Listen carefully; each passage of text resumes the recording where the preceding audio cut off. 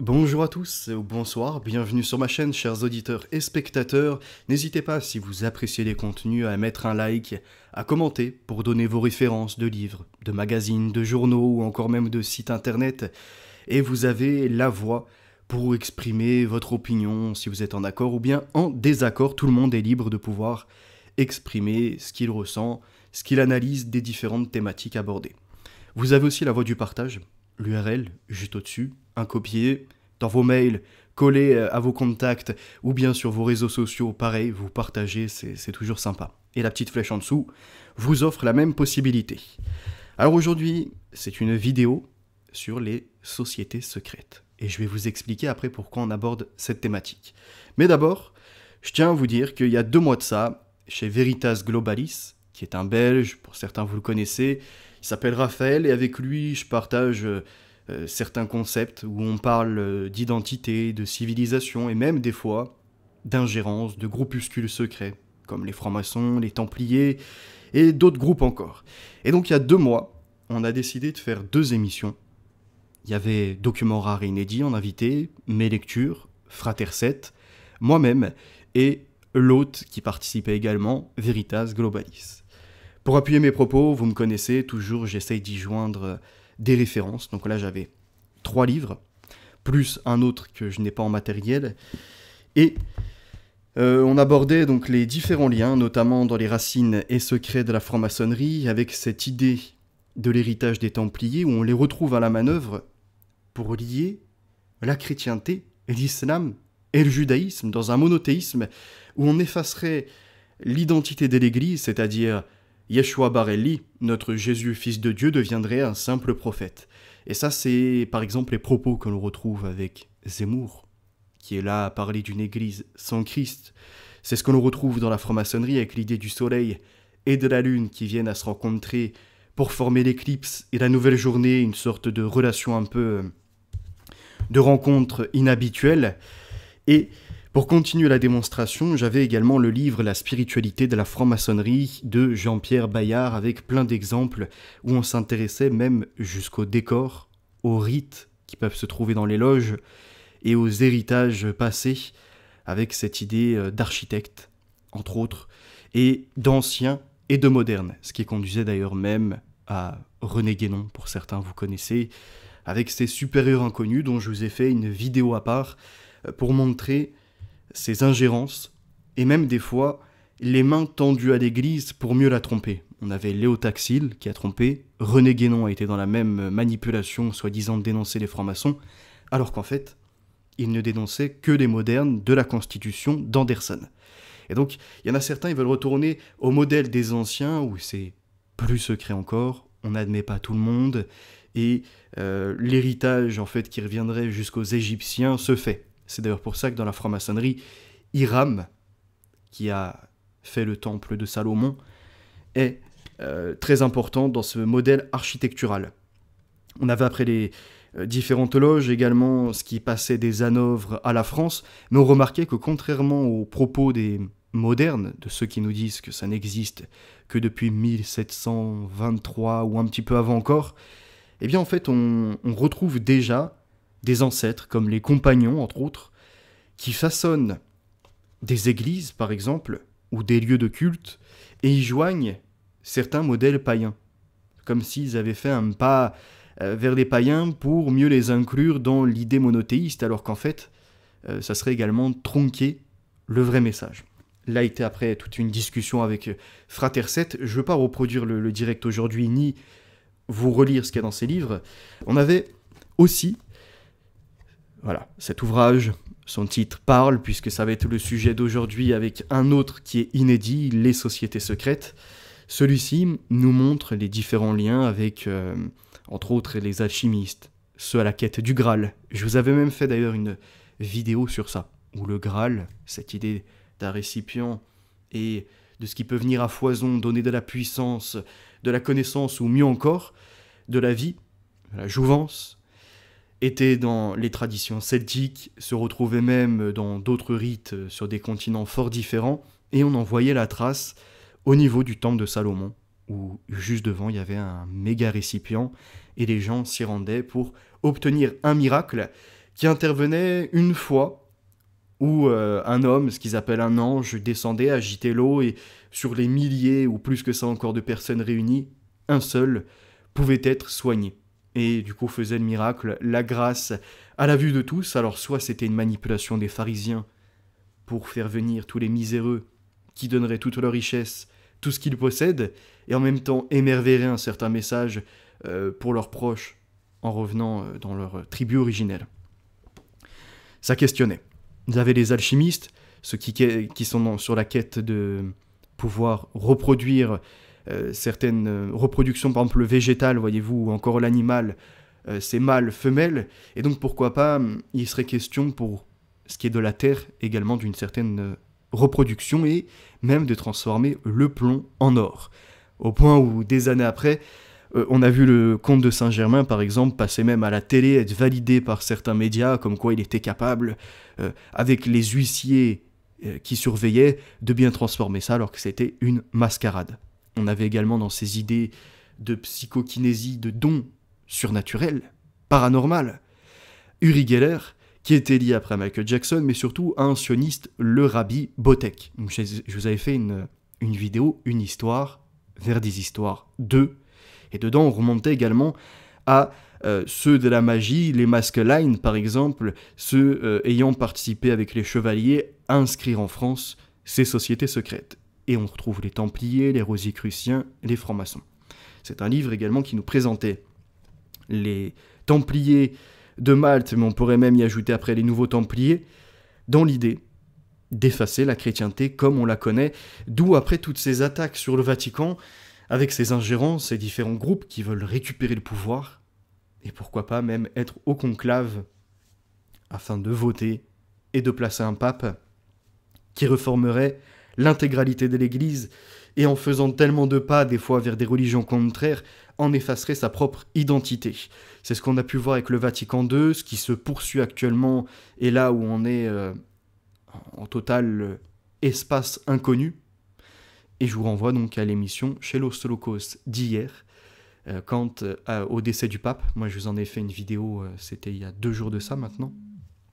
Et notamment, alors comme par hasard faut toujours être appelé, je vous ai terminé ce livre, Comment l'Amérique veut changer de pape, cette ingérence de certains voulant lier le politiquement terrestre au politiquement céleste, si on pourrait voir ça comme ça, ou en tout cas aux directives célestes, par la religion religérée, donc la relation, le lien des hommes, des uns et des autres, pour retourner, et c'est là tout le concept actuellement qui est en train même de diviser l'Église sur elle-même, soit on est dans le message du Christ, on est ouvert au contraire, et on aime nos adversaires, on leur place des fois même un charbon sur leur tête en leur faisant du bien malgré le fait qu'ils nous haïssent, qu'ils nous fassent violence, qu'ils soient insolents envers nous, et même qui appellent à notre mort pour certains dans leur religion, sourate 9, verset 29-30, ou leur attente eschatologique dont nous avons déjà parlé, mais pour autant devons-nous nous séparer de ces gens, ou bien leur tendre la main, et quitte à ce qu'ils viennent à nous lapider, à nous passer sur leur charia, et à nous sacrifier, finalement accomplir le message du Christ, parce qu'il a dit, ces gens tueront en pensant rendre un culte à Dieu. Et donc nous ne devons pas être sur notre notion humaine à rentrer en colère et à vouloir prendre les armes pour faire un conflit. Les Templiers n'étaient pas dans le bon ordre. Et on l'a vu, puisque dans les références que je vous ai partagées, ils voulaient finalement diminuer le Christ dans sa dimension même. Et c'est pour ça qu'on les retrouvait avec des alliances, des fois avec des adversaires, ou capables de massacrer de pauvres populations. Comme ça a été le cas pour les musulmans dans les moments de croisade, également qui ont massacré des innocents. Il y a eu des drames dans les deux camps. Et donc le truc d'aujourd'hui, c'est que dans ce livre-là, que je vous ai présenté il y a 2 jours, et qu'on a finalisé, on voit que déjà Léon XIII, en 1893-95 par là, disait qu'on ne pouvait pas faire une américanisation du Vatican. Le pape François a repris à peu près ces mêmes thèmes en disant qu'on ne pouvait pas être comme une entreprise à gérer le monde, parce que si ça venait à échouer, du coup tout le monde remettra en considération ses politiques. Nous devons tout de même se ramener à ce qui est normalement la foi, ce qui se vit, et pas avec uniquement des limites. Pour autant, la Bible, ce qui est descendu du ciel, donc selon la volonté de Dieu, nous informe également des comportements adoptés. Et c'est là tout le dilemme, entre autres, de la conversation que j'ai pu avoir avec Jungle et d'autres, c'est que le pape François, paix à son âme, qui est décédé, quand il prenait des directives pour être plus ouvert vers les LGBT par exemple, c'est pas de dire que l'Église devait devenir LGBT ou encore que des prêtres devaient devenir homo, c'était qu'il faut respecter la créature de Dieu sans forcément la conforter dans ce qu'elle fait, mais pas non plus la criminaliser, parce que si on la criminalise, c'est-à-dire qu'on l'a condamnée d'office sur terre, et que de facto on s'en sépare, on la condamne également de façon céleste. Or, nous n'avons pas cette puissance-là. Même si le Vatican, rappelons-le, de ces deux clés, celle de Pierre, où Jésus avait dit à Pierre, parce que, en fait, dans l'Évangile, il y a un moment, Jésus est avec Pierre, il le questionne, « Et toi, dis-tu qui je suis ? Qui dis-tu que je suis ?» Et Pierre va répondre, « Eh bien moi je dis que tu es le Fils de Dieu. » Donc il ne lui dit pas « tu es Dieu », il ne dit pas « oui, selon les autres, on va rester bloqué à leur conception que tu serais Élie ou encore que tu serais Jean ou autre. » Il dit « moi, de ce que je ressens de toi et de ce qui m'est révélé, tu es le Fils de Dieu. » Et c'est là où Jésus lui dit, quelque part, « Bienheureux tu es, parce que ce n'est pas selon la volonté de l'homme que tu agis. Tu ne te conformes pas à ce que les autres attendent de toi. Là, tu parles selon l'Esprit.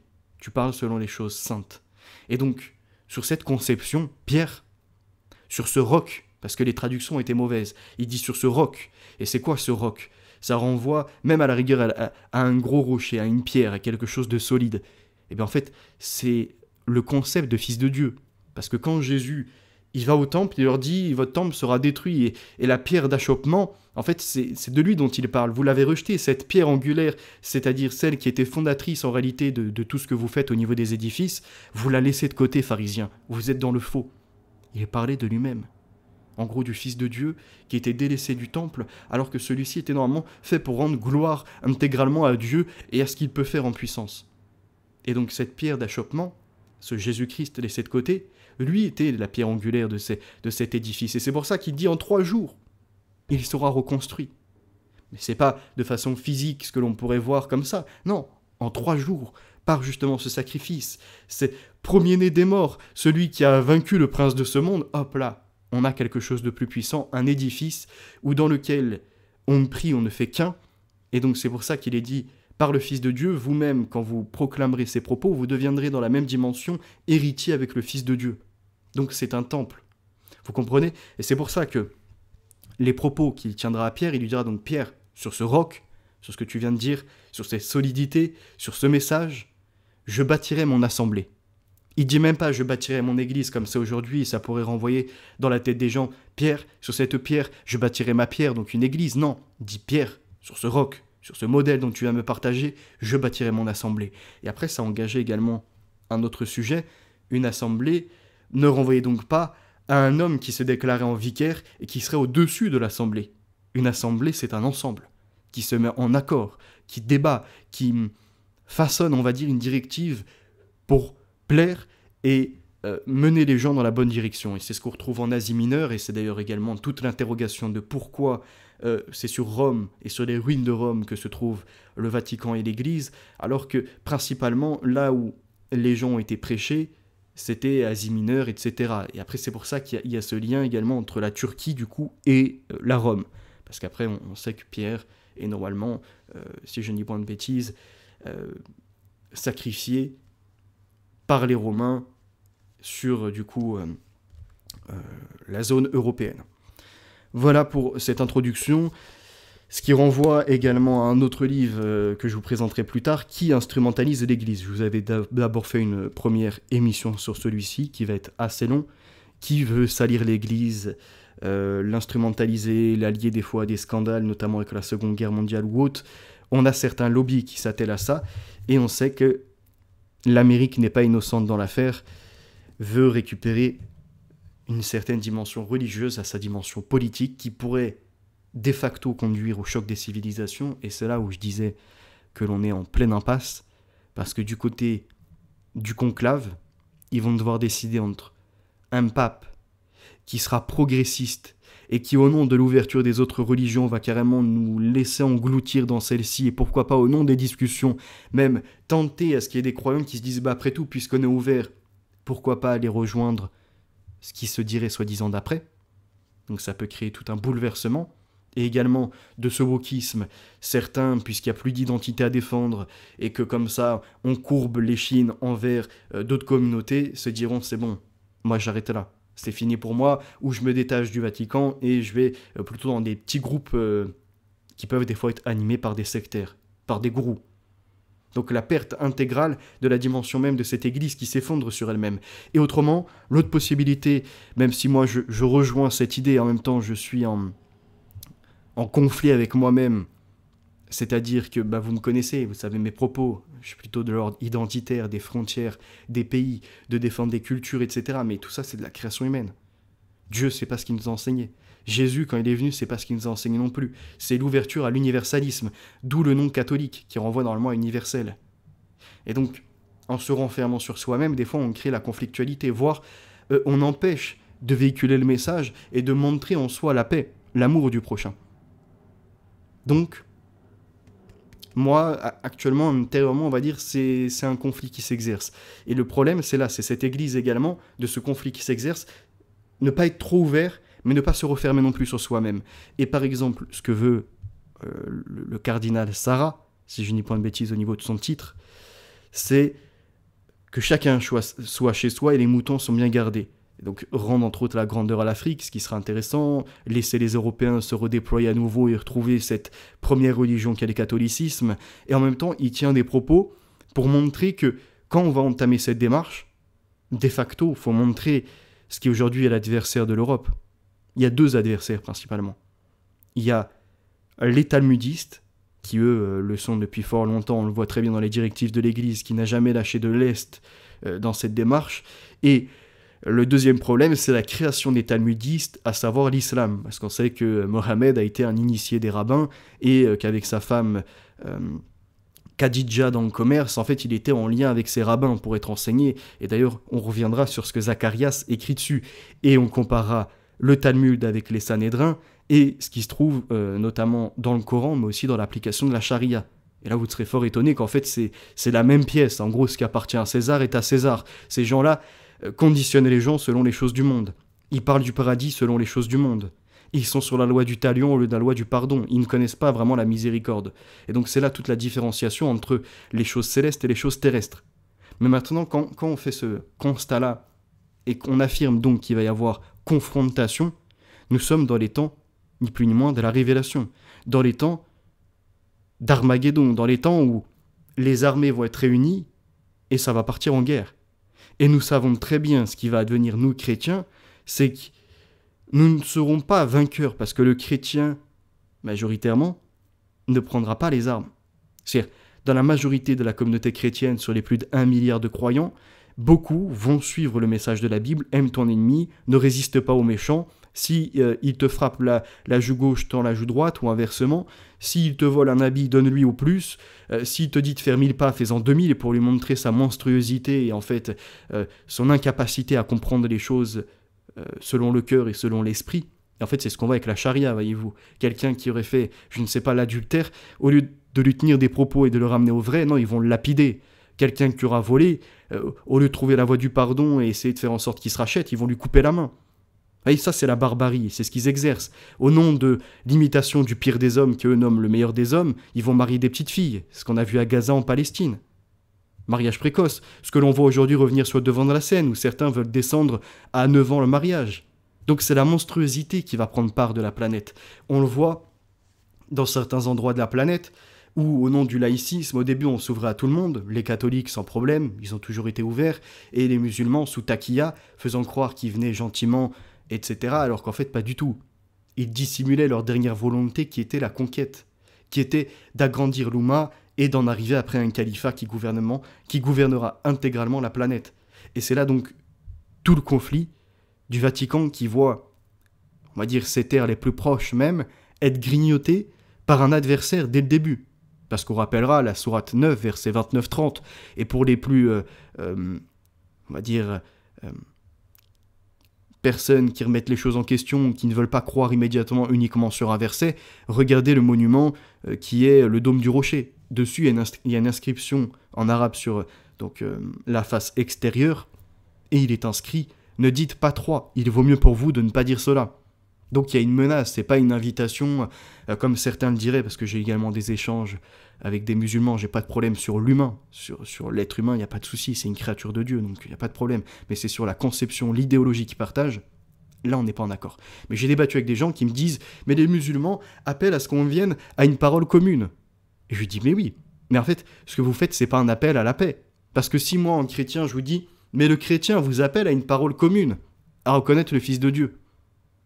Et vous allez me dire non, vous n'êtes pas en accord.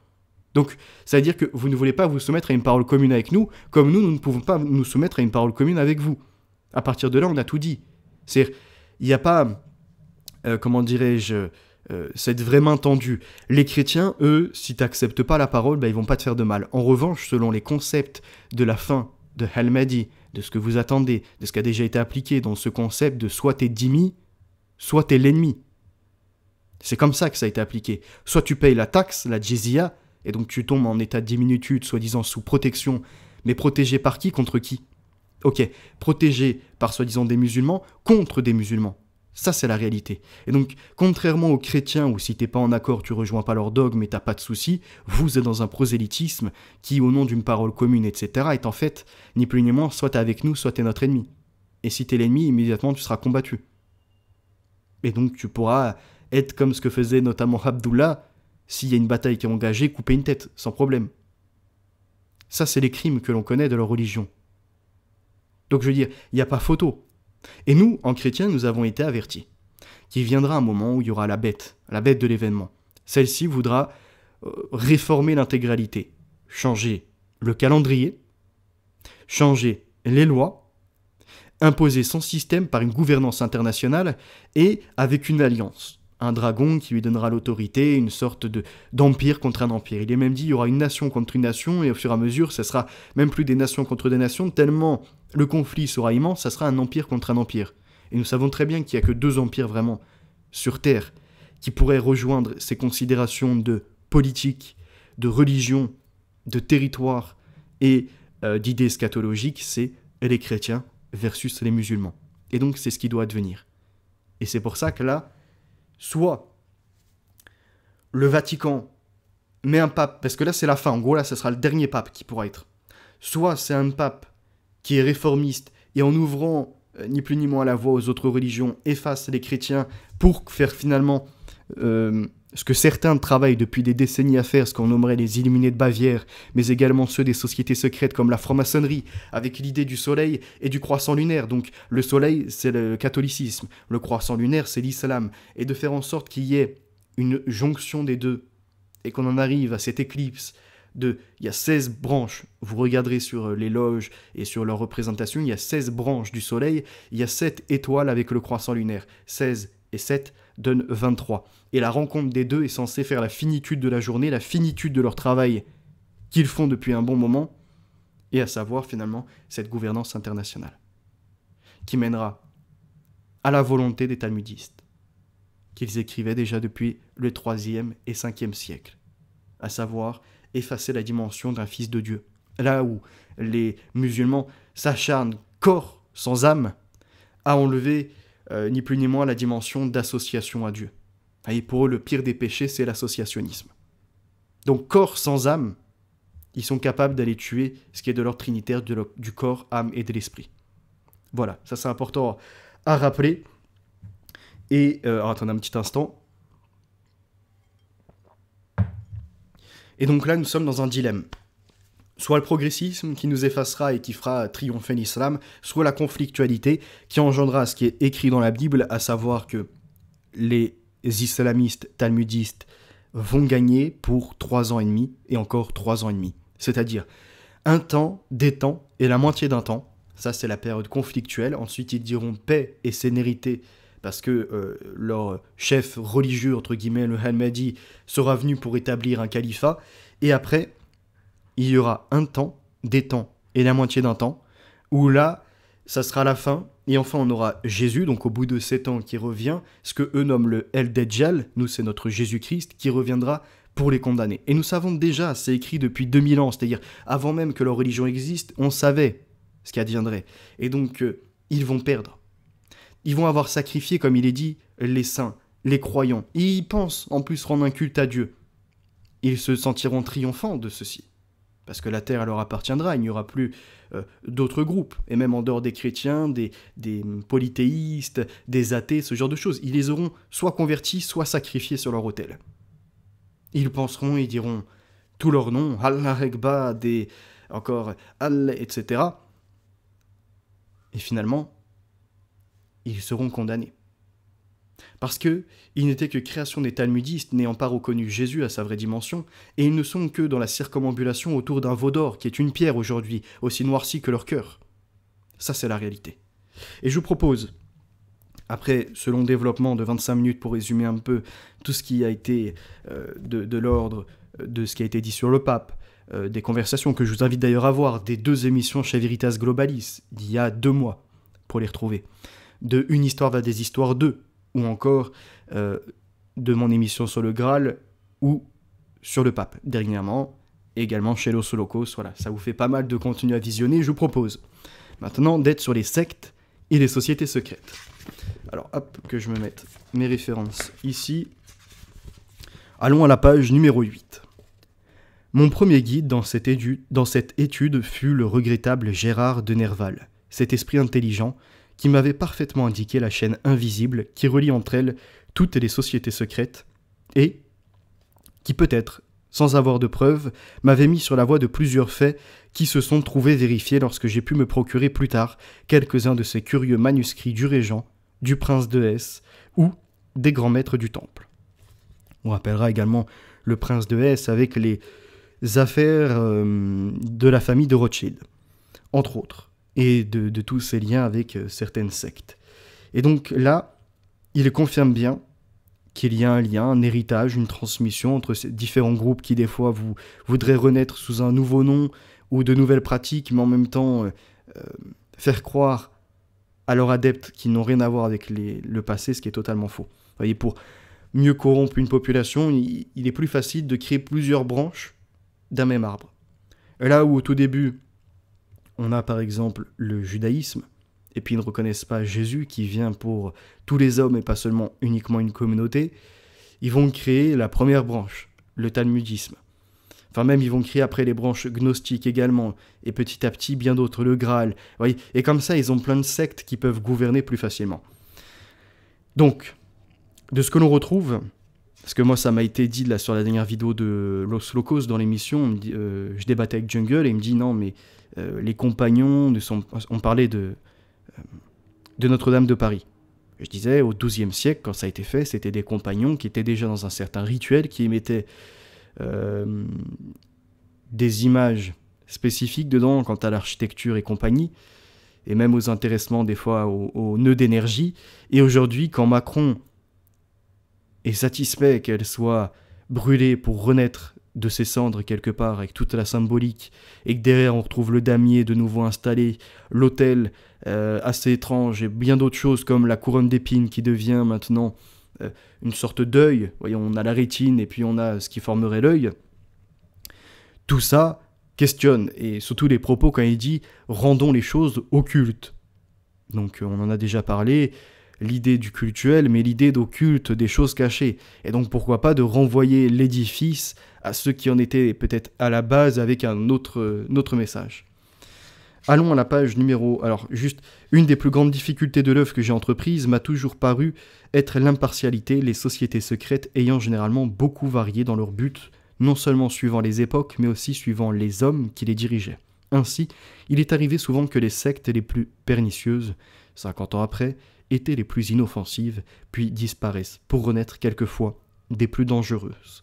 Les hommes les plus honnêtes ont pu vivre, et même plus, paraître diriger ces sociétés sans savoir un mot de leurs détestables tendances, car beaucoup d'entre elles avaient un but qui n'était connu que de quelques chefs secrets, qui s'en faisaient un moyen de parvenir. C'est ainsi, par exemple, que l'action des Templiers fut nulle sur la Révolution française, car leur chef, à cette époque, l'honnête monsieur de Cossé-Brissac, était parfaitement incapable ou de connaître ou de poursuivre le but réel de l'ordre. Mi-10.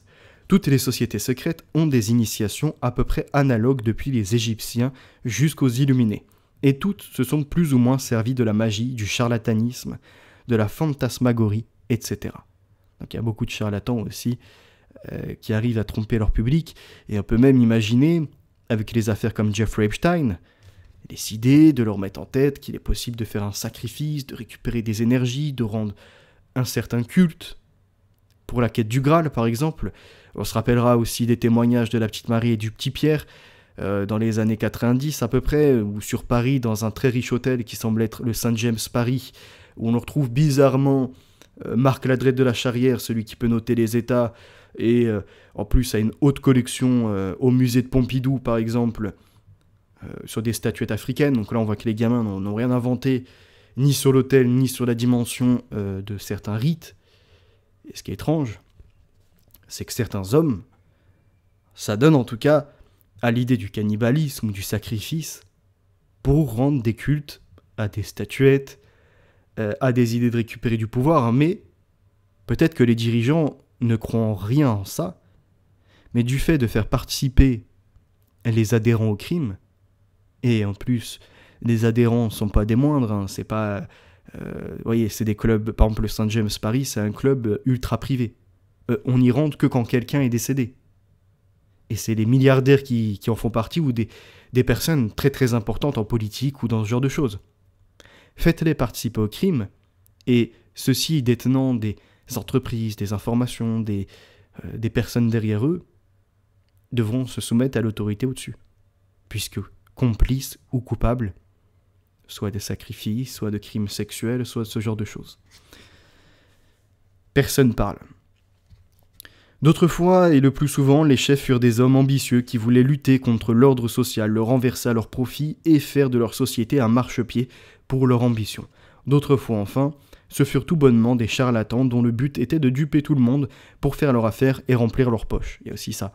Certains qui rentrent par opportunisme, en voulant faire des réseaux.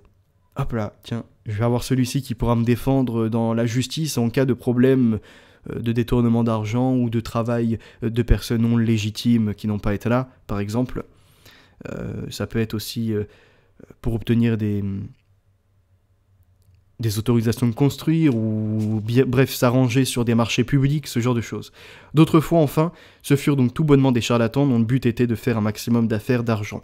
Presque toutes les sociétés secrètes s'enchaînent, se donnant naissance les unes aux autres, et par cela même, elles peuvent être considérées comme tirant presque toute leur origine de l'Orient, ce grand berceau de toutes les croyances humaines.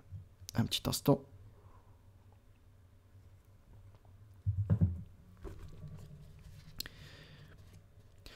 Elles se recrutent à peu près toutes dans la franc-maçonnerie, la grande pépinière des adeptes. Aussi, je doute qu'il ait existé des sociétés secrètes dont les membres ne fussent pas francs-maçons. Elles ont presque toujours deux sortes de règles et de doctrines, l'une vulgaire et générale, et l'autre particulière et secrète, connue seulement de certains initiés qui sont rarement dans les plus hauts grades, mais par les mains desquels tout passe, et en réalité, tout se fait. Allons à la page 18. La naissance des sociétés secrètes et des initiations se perd dans la nuit des temps, et sans adopter les croyances des adeptes qui leur donnent pour origine la vallée de Cachemire et ses plateaux supérieurs d'où surgissent les 1000 ruisseaux qui forment le magnifique fleuve de l'Indus, ou de l'Indus, je ne sais pas comment on prononce, ce qui paraît le plus certain, c'est que ce sont les prêtres égyptiens qui se sont emparés, les premiers de l'idée de ces mystères si vénérés, pour en faire une institution raisonnée et en retirer tous les avantages qui les ont rendus célèbres. Et ça renvoie à l'échange qu'avait Socrate, Akhenaton, chez Los Locos, pour remonter, eh bien, avant les Juifs, en fait, il y a ces prêtres égyptiens et eux-mêmes ont leur propre rite, leur ordre et ce genre de choses de mystère. Et donc après, c'était très très intéressant, même sur l'origine de certains noms, également la provenance de cette arche d'alliance, comment des gens en exil auraient pu récupérer autant d'or pour en faire notamment cette arche d'alliance. N'était-ce pas plutôt une récupération des rites égyptiens? Et il m'avait sorti bien d'autres références. L'Égypte est le berceau des sciences et des arts. Ce fut aussi le berceau de la philosophie, comme les immenses réunions d'ouvriers rassemblés par Salomon pour la construction du temple, qui furent l'origine des sociétés secrètes, du compagnonnage, de la franc-maçonnerie, etc. Donc avec Hiram par exemple. La grande légende de presque toutes les sociétés secrètes et des francs-maçons, comme des compagnons, des illuminés comme des rose-croix, en est la meilleure preuve. Et comme elle est la base de presque toutes les croyances et de toutes les initiations, nous devons débuter par elle, comme étant la pierre de l'édifice. Je cite. Salomon, fils de David, voulant construire le fameux temple de Jérusalem qui enveloppait cette colline de Moria où Abraham avait été sur le point d'immoler son fils, avait réuni des légions d'ouvriers. Des fondeurs, au nombre de 30 000, 80 000 maçons, 70 000 manœuvres, etc., obéissaient à Adoniram, ce maître étrange et mystérieux que le roi de Tyr avait envoyé à Salomon et qui, non seulement chef de toutes ces légions d'ouvriers, devait aussi rester le chef de toutes les légions des travailleurs futurs, organisant ses ouvriers comme une armée et la disséminant par bataillon. Il la dirigeait au moyen de 3300 intendants. Et pour ne pas risquer de payer l'apprenti comme le compagnon comme le maître, il avait institué des initiations et pour chaque grade des mots, des signes et des attouchements différents. Initié probablement lui-même à toutes les sciences des philosophies égyptiennes, c'est lui qui jeta les bases de ses croyances, bien propres à lui donner le pouvoir sur ses légions d'ouvriers et qui, renouvelées par les Caïnites, les Priadamites, la Kabbale, la médecine spargyrique, le Talmud, le Coran, le livre d'Enoch et les néoplatoniciens se sont répandus depuis dans toutes les sociétés secrètes.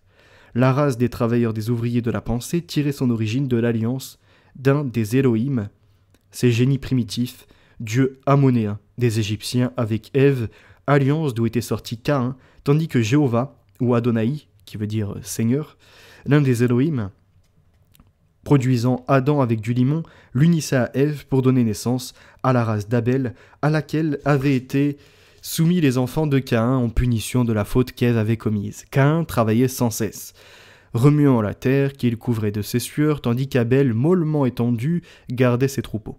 Mais Adonai, le Seigneur, ayant rejeté les sacrifices de Caïn, des gerbes de blé, alors commença la lutte des enfants des Elohim, issus de l'élément du feu, avec les enfants qu'Adonai avait engendrés du limon. Caïn tua Abel, inventant le meurtre, et Adonai, le Seigneur, puis, poursuivant ses enfants, asservit au fils d'Abel, cette race supérieure qui inventa les arts, l'industrie et les sciences. Enoch, fils de Caïn, apprit aux hommes à tailler les pierres, à bâtir les édifices, alors révélait le génie des sociétés. Il bâtit Enochia, dont les ruines étonnent encore les races dégénérées.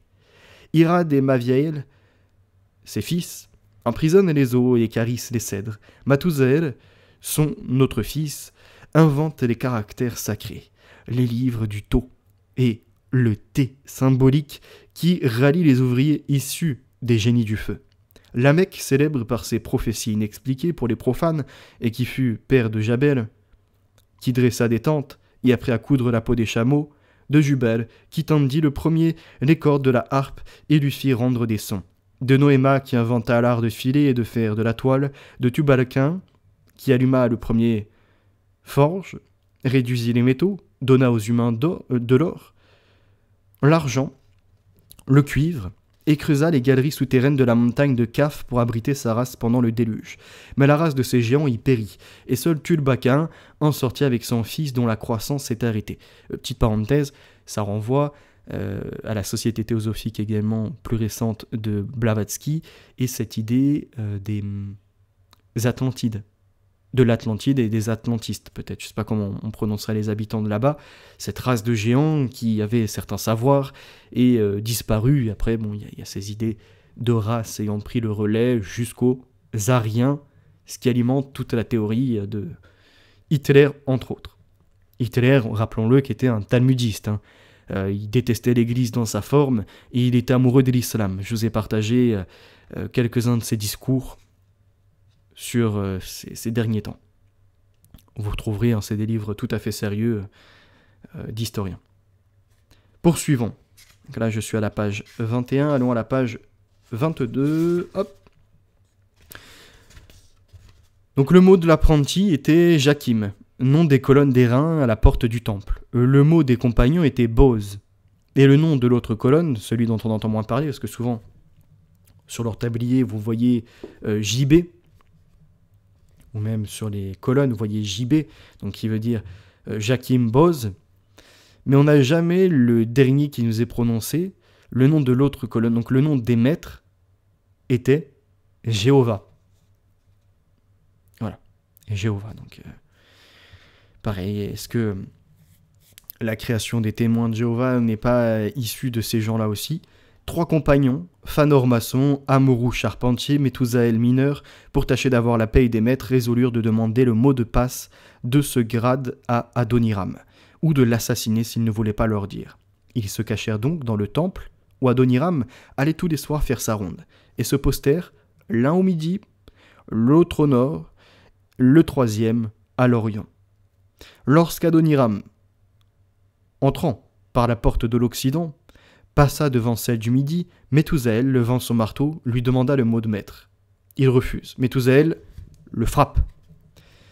Adoniram chancelle d'abord étourdi, et se rappelant qu'il porte sur sa poitrine, suspendu à son cou, le triangle, ou le triangle d'or, donc c'est soit un triangle d'or, sur lequel étaient inscrites les règles secrètes transmises par Moïse, ainsi que le véritable nom du grand architecte de l'univers, tel qu'il était apparu sur le mont Horeb, et ne voulant pas qu'il puisse tomber dans leurs mains, arrache vivement ce triangle, ou triangle d'or précieux, et le jette dans le puits qui était situé au coin de l'Orient, vers le midi, puis il se précipite vers la porte du nord, où Fanor lui porte le second coup après lui avoir demandé le mot de passe. Adoniram, surexcité par la douleur, vole vers la porte de l'Orient, mais Amrou, qui est posté, lui crie « Si tu veux passer, livre-moi le mot du maître ». « Jamais !» dit Adoniram, et au même instant, Amrou lui plonge son compas dans le corps. Il était mort. Les assassins, l'enveloppant dans un long tablier de peau blanche, l'emportèrent sur les bords du Cédron, y creusèrent un trou et l'y enterrèrent. Methusaël, arrachant une tige d'acacia, la planta dans le sol fraîchement remué.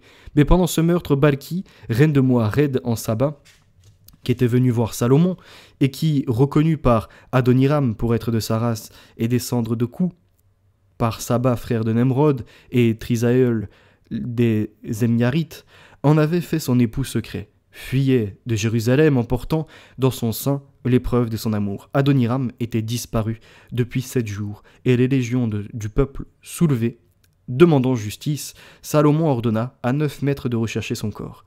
Après 17 jours de recherche, 3 d'entre eux, fatigués, se reposaient près de l'endroit où il était enterré. Et l'un d'eux, saisissant la branche d'acacia, elle lui resta dans la main. Alors ils virent que cette place avait été récemment fouillée. Les 9 maîtres, creusant la terre, l'un d'eux s'écria, je cite, « Les coupables sont peut-être des traîtres qui ont voulu avoir du maître le mot de passe, changeons-le. » Fin de citation. Il fut alors convenu que la première parole qui serait prononcée deviendrait le mot de passe. Ils trouvèrent le cadavre, et un des maîtres, le prenant par le doigt, la peau lui resta à la main. Il le prit par le second doigt, qui resta de même dans la main de l'auteur qui voulait le sortir de terre. Il le saisit alors par le poignet, et la peau se sépara de même. Il s'écria « Macbenat », la chair quitte les os. Et ce mot devient le mot de passe, le cri des vengeurs d'Adoniram, et pendant bien des siècles a réuni des légions de travailleurs. Cependant, l'absence des 3 compagnons et les instruments du crime n'avaient laissé aucun doute sur les coupables, et le plus vieux des trois, comme le plus criminel, fut désigné sous le nom d'Abibal, qui veut dire meurtrier du père, puisqu'on retrouve la racine Ab de Abba, père, etc. Salomon, rassemblant encore les maîtres, désigna par le sort 9 d'entre eux pour aller à la recherche des coupables. Le premier, désigné par le sort, qui fut le chef de l'expédition, s'appelait Joaber. Les 9 maîtres, arrivant à 27 miles de Jérusalem, du côté de Joppa, près d'une caverne nommée Ben Akkar, et située près de la mer, aperçurent les meurtriers et se mirent à leur poursuite. 2 d'entre eux, en fuyant, se jetèrent dans des fondrières où ils périrent, et le 3e, se voyant près d'être saisi par Joaber, se tua lui-même dans la caverne. Les 9 maîtres coupèrent la tête des 3 meurtriers et les apportèrent à Salomon qui, pour les récompenser, leur donna le nom d'élu et pour signer la distinction, une écharpe noire qui allait de l'épaule gauche à la hanche droite et au bout de laquelle était un poignard à manche d'or. Peut-être du coup là l'idée déjà de ce qui deviendra par la suite les épées que l'on retrouve dans l'horloge. Ils furent chargés de l'inspection générale des travaux et souvent assemblés par le roi en un lieu secret pour rendre les comptes ou procéder au jugement de quelques maçons coupables. Allons plus loin.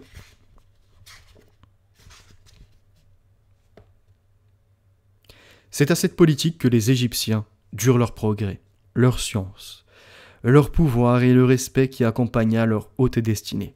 3 classes composaient la grande confédération des prêtres égyptiens. Première classe, celle des prêtres, qui seuls pouvaient avoir commerce avec les dieux, faire usage des prestiges et des oracles pour en imposer au peuple. La deuxième classe, confédération, celle des grands initiés, choisis, ainsi que les prêtres, parmi les Égyptiens et pour lesquels il n'y avait rien de caché. Et enfin la dernière, celle des petits initiés, la plupart des étrangers auxquels on ne confiait que ce que les souverains pontifes jugeaient à propos de leur dire. Ces derniers connaissaient trop bien le cœur humain pour négliger les moyens d'inspirer l'enthousiasme et la crainte à ceux qu'ils voulaient admettre parmi eux. Les épreuves, presque insurmontables, qu'ils faisaient subir, la rigidité des devoirs qu'ils imposaient, l'éclat et la pompe qu'ils mettaient dans leurs cérémonies, tout cela contribua, sans doute, à inspirer de la vénération et de la crainte pour les mystères. Ils étaient d'ailleurs la partie dévote du paganisme. Là, il était permis à l'homme de penser aux satisfactions de son âme, plus qu'aux intérêts de sa patrie. Il y venait se reposer et s'affranchir de son esclavage de citoyen. Là, l'initié, bien supérieur au citoyen, admis par degré à la connaissance des mystères, choisi par un regard personnel du Dieu, devait avoir sa part dans la science et le bonheur terrestre que les dieux accordaient à leurs élus. Les mystères se dirigeaient par un conseil suprême de 5 ministres dont le chef se nommait roi, hiérophante ou orateur sacré, et ils se divisaient en grands et en petits mystères. Les grands ne se célébraient que tous les 5 ans, et les petits tous les 10 ans, de sorte qu'il s'écoulait toujours une année entre ces 2 initiations. Et la célébration des grands mystères était l'initiation de ceux qui avaient été reçus aux petits. Après avoir subi les épreuves nécessaires, il se célébrait toujours après la pleine lune du 7e mois. Les connaissances des prêtres égyptiens étaient immenses. Ils furent les pères de l'astronomie et de la géométrie, et l'étude de la nature leur était familière. Aussi, l'Égypte fut-elle le rendez-vous de tous les hommes célèbres qui trouvaient les moyens de s'y instruire. À Thèbes, Pythagore puisa sa science des nombres et vit les fameuses sphères de Ptolémée. Des Ptolémées même, il y en avait plusieurs. À Memphis, Démocrite apprit l'art d'amollir l'ivoire et de donner aux cailloux la couleur et l'éclat de l'émeraude. Orphée y puisa sa mythologie. Platon et Eudoxe, à Héliopolis, se perfectionnèrent dans la morale et les connaissances mathématiques. Lycurgue, je vous avoue, je ne le connais pas, et Solon apprirent à Saïs tous les secrets de leur législation, et c'est là qu'Archimède prit l'idée de sa vis et des autres machines qu'il a inventées. Ils avaient des salles de botanique, d'histoire naturelle et de chimie, d'autres où l'on voyait des modèles des machines qui avaient servi à niveler le terrain de l'Égypte, et celles avec lesquelles on avait élevé les eaux du Nil et transporté ces pierres dont les pyramides et les temples étaient bâtis, et dont quelques-uns, et je vous avoue, je comprends pas, là, quelques-uns cubes, je sais pas, dont, dit-on, 500 mètres. Je vous avoue, là, cette partie-là est incompréhensible, il y a peut-être une erreur de frappe. Mais enfin bon, on remarque que l'Égypte était donc le berceau d'une certaine civilisation, même un dynamisme pour les sciences, pour les connaissances. Elle pouvait inspirer, d'ailleurs dans ses échanges même avec les Grecs, après de la philosophie, de la morale, de l'inventivité, de l'ingéniosité. Allons à la page 34. L'hallucination était un des grands moyens de la théurgie égyptienne. Ça, c'est intéressant aussi. En fait, pour leur rite, ils utilisaient des fois certaines drogues, quelque part. Et on retrouvera un peu plus loin, d'ailleurs, aussi. Et c'est là toute l'idée de certains qui sont nommés, alors comment ils ont dit tout à l'heure les charlatans, mais il y a un autre nom encore. C'est-à-dire, ils vont faire entrer des gens dans un rite, et dans la pièce ou dans le décor où ils sont, ils vont faire en sorte qu'il y ait des jeux visuels, qu'il y ait une diffusion d'une certaine drogue, ou dans la boisson leur mettre pareil, ce qui va altérer leur état premier.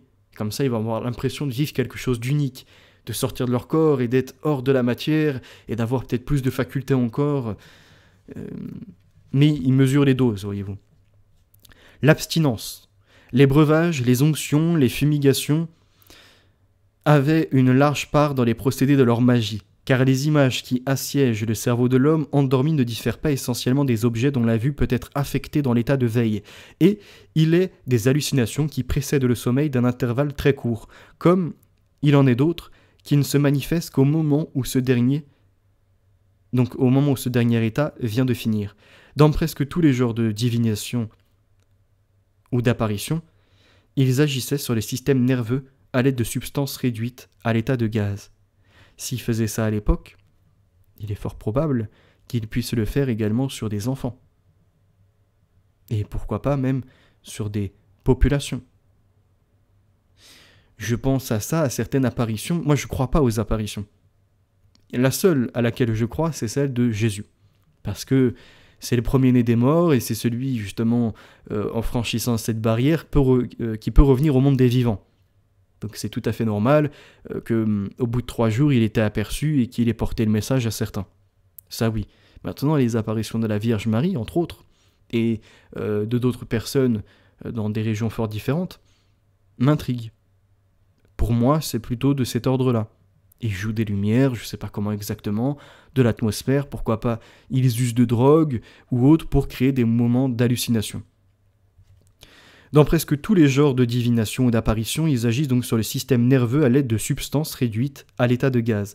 À Isis, comme à Delphes et à Patra, les prêtres incinéraient 3 fois par jour un mélange de plantes et de résine qui produisait une fumée intense et excitait l'enthousiasme des oracles et de consultants. Aussi, semble-t-il indubitable que les nuages de vapeur au milieu desquels respiraient les théurges dans leur temple n'étaient pas étrangers à une partie de la manifestation des images et des voix fantastiques dont ils se trouvaient assaillis. L'encens y déguisait l'action des plantes hallucinatoires. Outre les phénomènes d'optique, d'acoustique, de ventriloquie, ces gaz agents, plus délicats, opéraient par des moyens plus difficiles à comprendre. L'opium, le datura, la jusquiam noir, j'avoue ça je connais pas, le hashish, la cannelle, le labdanum, pareil ça je connaissais pas non plus, le laurier incinéré formaient ces vapeurs qui occasionnaient le délire de la pitié ou de l'initié, s'échappaient des profondeurs du gouffre de Delphes et au besoin occasionnaient des troubles nerveux qui paralysaient l'enthousiaste. Certes, une croyance exaltée des jeûnes prolongés, la fumée de ces plantes brûlées sur les autels, l'émotion causée par l'aspect du sang humain offert en sacrifice suffisaient pour provoquer la transformation de la pensée en sensation, et l'usage de ces fumigations joue encore un rôle principal aujourd'hui dans la magie orientale chez les Arvis égyptiens. Tous les mystères semblaient donc venir d'une même source et renfermaient toute une cosmogonie et une explication de la nature première de l'homme et de son origine. Le jeûne, la continence, les interrogatoires secrets préparaient l'initié. Partout, des degrés divers, des épreuves redoutables conduisaient le postulant à l'instant solennel de la manifestation des Lumières où l'hiérophante lui révélait les plus hautes clartés. Donc on rappelle, l'hiérophante, c'est l'orateur, celui qui portait le truc. Et ce qui est incroyable, donc il lui révélait la clarté de sa doctrine, cette croyance aux dieux ammonéens, aux Elohim, génie du feu dont Adonai ou Jéhovah n'était que l'un d'eux, cette lutte des enfants des Elohim contre les fils d'Adonai, engendrée du limon, l'immolation d'Osiris, la dispersion de ses membres, les douleurs des recherches d'Isis, son succès et sa joie. Non, je vais un peu vite, mais le jeûne, la continence, etc. Avec l'idée, pour ces personnes-là, pas seulement de tromper, mais aussi de montrer à celui qui doit être initié qu'il ne doit pas s'en remettre qu'à ses sens pour comprendre l'environnement. On est déjà, je lisais l'autre jour, c'était dans ce livre-là, c'est Pourquoi la pensée humaine est inégalable. Je crois que ça parlait de Michel Foucault, donc c'est bien plus récent, 1966, son livre Des mots et des choses, je crois, un truc comme ça. Et dedans, il en venait justement à cette conception par rapport aux énoncés de pouvoir douter des choses. Je sais plus comment ça s'appelle, parce que je suis encore tout frais dans cette démarche-là.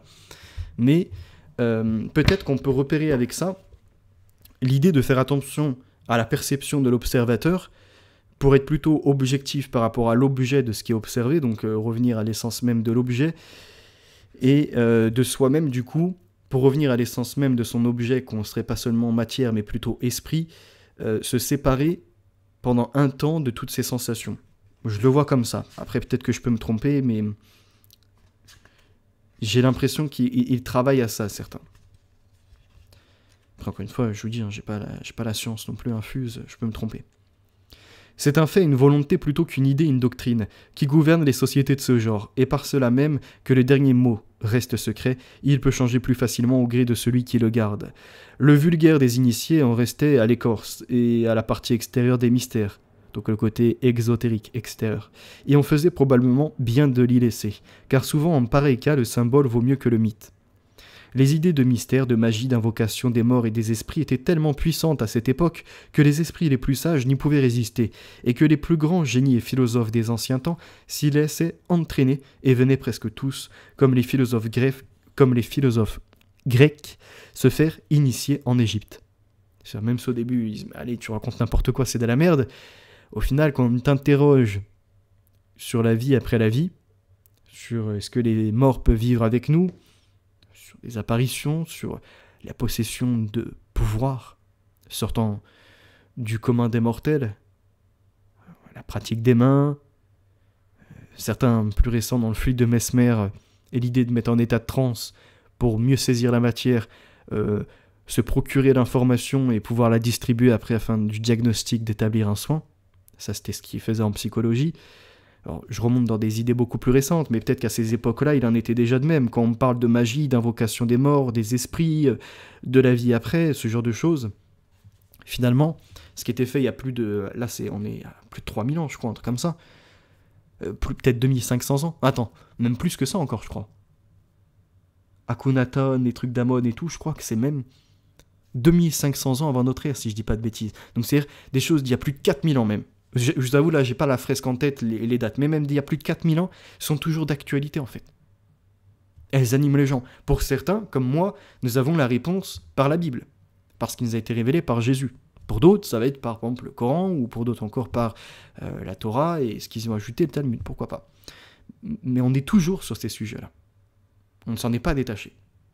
Et jusqu'à preuve du contraire, nous avons eu des réponses, mais notre curiosité nous dit qu'il n'y en a pas eu assez. Et notamment, ça renvoie avec le débat qu'on avait chez Los Locos, le monde des vivants, qu'est-ce que même le temps, par exemple. Certains diraient que le passé est encore attaché au présent et qu'on est dans une sorte de continuité qui n'est pas indissociable l'une de l'autre et que le futur est déjà écrit pour certains. Ou que le futur est déjà quelque part dans un mouvement. Moi, j'en venais même à l'idée de la biologie. Je vous laisserai écouter l'intervention chez Los Locos d'hier. Très très intéressante. Même les échanges avec eux, hein, également. Leur part d'ajout, des fois leur contradiction m'apporte totalement essayer de rétablir les choses. Me re-questionner. Et là, j'ai été peut-être pas assez concret, ou là, en effet, il m'a apporté une nouveauté. Tout ça, c'est bon. C'est pour ça que les débats sont très très intéressants et permettent, on va dire, de mieux se concentrer sur l'essence de l'humain, sur les choses. Et à un moment, il y a même, je crois que c'était Cellulose qui disait à quoi ça sert de philosopher, de se poser la question sur le sens de l'existence ou même sur sa propre essence, de l'humain, sur ses origines. Et il avait en partie raison aussi. Il y a un autre livre que je vais vous présenter là prochainement, peut-être cette semaine, de Descartes, Lettre préface des principes de la philosophie. Et dedans, il nous montre pas mal de choses. Et à un moment, je sais plus, j'arrive plus à retrouver le passage, mais il faut que je me le refasse. Il dit « Attention à celui qui veut philosopher, s'il reste trop déconnecté de la réalité, il aura perdu ce qui était vraiment l'art de philosopher. Parce qu'à un moment, tu dois pouvoir cogiter sur quelque chose, je pense, je suis, et sortir pas seulement, voyez-vous, que de ce modèle-là. C'est aussi comme je ne suis pas qu'esprit, je ne suis pas que pensée, je suis action, je suis biologie dans l'environnement, eh bien je ne dois pas me conforter et totalement me séparer ou de l'un intégralement ou de l'autre. Je dois faire la part des choses. Et donc de temps en temps, revenir au réel, ou en tout cas dans une part de ce qu'on nomme le réel, les pieds à terre, en me disant je n'ai pas toutes les notions, je dois aussi profiter de la vie, la vivre. Sinon, je serais passé à côté de cette notion d'être toujours animé, d'être vivant, d'être dans un mouvement finalement, à la fois rattaché à un passé et un présent, essayer de voir l'avenir et ce qui pourra en être. Et dans l'échange qu'on a eu, Loco, entre autres, a très bien rajouté les choses avec, comment il s'appelle, Cellulose aussi, qui sont complétées, en disant qu'on pourrait comparer ça, je sais pas, à mettre trop de passion, trop d'affect dans un sujet. Il y a eu l'exemple de quelqu'un qui était notamment sur les pyramides, et il parlait que de ça, jour et nuit, quelque part, pendant des mois et des mois. Il était bloqué que sur une thématique, alors que l'environnement est multiple, et bien plus riche encore. Donc pourquoi rester bloqué que sur un truc? Eh bien pour la pensée, pour la philosophie, c'est exactement de même. Il est bon d'approfondir des concepts, il est bon d'aller au bout des choses, mais de ne pas se laisser engloutir non plus. Parce que c'est, on va dire, un échange de... J'ai pas le livre, j'ai un autre livre encore sur l'évolution, les progrès de l'humain. Pour comprendre une révolution dans un métier, le développement d'une technologie ou autre, on ne peut pas s'en remettre qu'à une branche de métier. En fait, on doit montrer la correspondance des uns et des autres, comme pour le développement d'outils ou encore de connaissances, je sais pas, scientifiques, ou même à la philosophie. On hérite, on récupère pour remodeler. Donc le présent que l'on produit est à la fois l'héritage du passé, mais pas uniquement d'une ligne particulière. Moi, je vais m'inspirer, par exemple, aujourd'hui, vous l'avez vu, je sais pas, il y a 5-6 livres au moins, 5-6 auteurs différents, s'il faut, ils ne se connaissent même pas. Mais pourtant, j'ai puisé de leurs connaissances pour les réunir, et là, aujourd'hui, en faire une émission. Vous proposer, on va dire, une synthèse, une conclusion de ce que j'en perçois. Quelqu'un m'entendra, récupérera certains de mes propos, et viendra remodeler quelque chose de différent. Et c'est là toute l'histoire de l'humanité, et toute l'histoire des évolutions, etc. Et ce que l'on retrouve également avec ces sectes, ces sociétés secrètes, qui en soi ne remontent pas à une seule branche, mais sont multiples et s'alimentent pour finalement en devenir une multitude à la fin. Et tentent l'effort de se reconstituer en un. Ils sont passés de un ou de plusieurs à une flopée, et tentent maintenant de se réunir pour le pouvoir. Et entre autres, on l'a vu pour les études, comme c'était le cas en Égypte, pour également gagner en sagesse, et en même temps montrer à l'humain certains concepts. Alors je vais vous faire, parce que l'on est déjà à 1h02, je vais pas être trop long. Salomon lui-même, après toute une vie de sagesse, d'ailleurs on rappelle, la sagesse, c'est le logos. Est-ce que des fois dans les traductions de la Bible, au début était la parole, en fait c'est pas au début était la parole, c'est au début était le logos, qui inclut la parole, oui, qui joint la sagesse. Le logos, c'est encore plein de concepts, je vous invite à aller voir ça, la raison entre autres, la possibilité de discerner le bien, le mal, ce genre de choses, c'est vraiment de ça après que peut découler, pourquoi pas, le pathos et l'éthos, donc l'adaptabilité au public, la morale. Alors soit tout ça découle de la raison. Sans raison, t'es perdu. Sans raison, tu ne distingues pas l'un ou l'autre. Finalement, c'est pareil. Il y a un autre livre que je lisais qui critiquait un peu l'idée de, par exemple, dans l'église, vous savez, le sapin de Noël, la bûche de Noël. En fait, il y avait comme ça une certaine... dans le paganisme, qui date d'il y a fort longtemps, un amour de la nature, pas un peu comme Gaïa-Terre-Mère, mais c'est différent, vous voyez, il y avait comme ça cette adoration des arbres. Et en fait, on le retrouve même, et ça, j'étais étonné, dans le livre de Descartes, même eux, en fait, les philosophes récupèrent ces choses, mais on ne s'en rend pas compte à première vue. Et là, lui nous mettait son arbre avec la métaphysique pour racine, la physique, ce que l'on aperçoit, et qui après conduit aux branches de la médecine, de la morale, de la mécanique. En gros, ça, c'est vraiment la construction depuis la physique, de ce qu'on étudie, en fait, de la raison. De la raison de la physique, on en arrivera à l'éthos de la morale, à la raison de la santé, et pourquoi pas, on va dire, à la mécanique de l'éthos également. Vous voyez, l'adaptabilité au public, la morale qui est mise, et puis le pathos également. Pourquoi pas pour ces branches réunies. Mais en fait, il y a la physique, la médecine, la morale, la mécanique, c'est ce que l'homme voit, la métaphysique, c'est ce qu'il ne perçoit pas. Et pourtant, c'est ses racines, c'est ce qui l'ancre quelque part dans ce qui est hors de la matière, parce qu'il n'est peut-être pas, nous ne sommes peut-être pas un point qui a débuté en chair. Et c'est là après toute la doctrine de certains, de la ligne infinie de façon horizontale et verticale, vous voyez, de ces deux lignes que l'on pourrait tirer tant qu'il y a de la matière, en fait, à un moment, elles viennent à se croiser, elles viennent à faire un point de rencontre, un point de fini dans l'infini. Et après, certains, ils font de ce symbole de la croix, là vous le comprenez très bien, le cercle qui l'entoure, ce que l'on voit dans les croix, je crois, c'est les croix grecques, il me semble, croix celtique, peut-être, si je dis pas de bêtises, mais en tout cas grec, ça c'est sûr. Donc vous avez ce plus, quelque part, cette croix qui renvoie donc à ces infinis avec un monde fini, et vous les voyez souvent dans un cercle. En fait, c'est la signification de ce que j'en perçois, de l'image d'un homme qui, avant d'être dans ce monde, pour l'instant, de manière finie, on a une durée de vie. On n'est pas là pour l'infini. Mais est-ce que pour autant on a débuté dans cette durée de vie, ou est-ce que quelque chose précédait notre âme, notre esprit? Est-ce que ça précédait la matière? Est-ce que nous ne sommes pour l'instant qu'incarnation afin de voir ce que l'on pourrait faire en état biologique? C'est après toute la question de la simulation, bref, c'est encore tout un tas de thématiques. Et donc de ce monde infini qui nous précéderait, nous sommes arrivés là dans ce point, et nous sommes amenés à l'élévation, dans le cercle.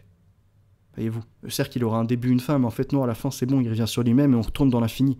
Donc c'est l'homme qui précédait, qui était quelque chose, âme, esprit, je ne sais quoi, qui a été incarné pour un temps défini sur Terre, pour on ne sait quoi, peut-être une simulation, voir nos comportements, comment on agirait, est-ce que l'on pourrait être à cette image de Dieu véritablement? Sommes-nous méritants quant à l'accès au langage, au vocabulaire et à ce que nous en faisons? Et par cet accès-là, est-ce que nous arrivons à l'élévation, notamment reconnaître Yeshua Barelli, qui nous renverra après à l'héritage pour retourner dans le monde infini? Ce cercle qui reviendra à se croiser. Enfin, qui reviendrait du coup à être comme ça, vers l'infini. C'est ce qui est posé. Et donc si j'en revenais à ça, c'est parce que ça m'a marqué, cette image. Après, il y a tellement de choses à dire dessus. Bon. Orphée, qui, sur la renommée de son talent, avait été appelé à subir des initiations, manqua les épreuves. Admis grâce aux accents de sa lyre à les recommencer, il les manqua de nouveau et perdit définitivement sa fidèle Eurydice, qui lui avait été enlevée pendant les épreuves. Réduit à la pleurer dans l'exil, il fonda les mystères des Kabirs de Samothrace et fut lapidé, dit-on, pour avoir révélé à ses initiés les dogmes sur Dieu, le monde et la cosmogonie. Triptolème, venu se faire initier en Égypte, fonda à Éleusis ces fameux mystères de Cérès, qui n'étaient guère que la reproduction des mystères d'Isis et ne différaient que par les noms propres du culte kabirique. Les petits et les grands mystères faisaient de l'initié un mythe, puis un effort, ou voyant. Mais la négation épicurienne et le panthéisme stoïque venant s'y mêler, la théologie d'Éleusis, qui avait fait des anciens dieux, des forces et des éléments, finit par devenir une mauvaise physique. Et lorsque l'initié, purifié par le jeûne et la prière, était parvenu à la nuit redoutée de l'initiation, lorsque la statue de Cérès lui était apparue au milieu d'un nuage et de parfums, toute resplendissante de clarté, la poésie de la religion qu'il invoquait disparaissait peu à peu. Ces beaux songes devenaient un lourd panthéisme. Les éléments étaient les seuls vrais dieux, et les poétiques vision de ces nuits d'initiation s'évanouissait petit à petit pour le mener au scepticisme. Ok, ce sera tout pour aujourd'hui. La prochaine fois, on fera les autres chapitres. Demain ou après-demain, revue d'actualité, je pense. Et fin de semaine, ça sera un peu de philosophie pour décompresser de certains sujets, des fois, qui peuvent être assez lourds à entendre. Et prochainement, on fera vraiment, là je pense que ça va être au mois de mai, même si j'ai des vacances de prévues sur une île en Espagne. J'essaierai quand même d'être productif.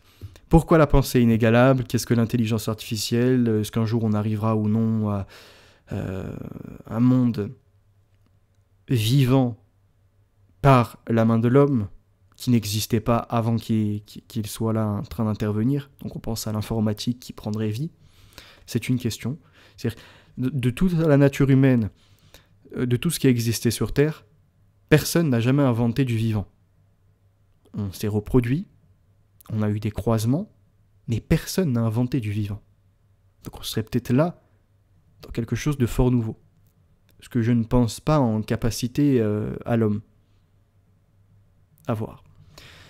Il faut continuer à réfléchir, c'est important, et n'hésitez pas à me dire ce que vous en pensez. Peut-être que des fois je suis trop long dans mes développements, ou trop lent dans ma façon de parler, ou il manque de rythmique, je ne sais pas. N'hésitez pas à me faire un retour. Je vous remercie pour votre écoute, et je vous dis à très bientôt. La vérité, notre avenir. En chrétien, nous sommes sauvés, et c'est tout de même de bien relire la Bible, de l'éprouver de l'esprit, parce que, normalement, selon ce que j'en perçois, Jésus est donc le Logos, une création, il n'est pas le Dieu créateur.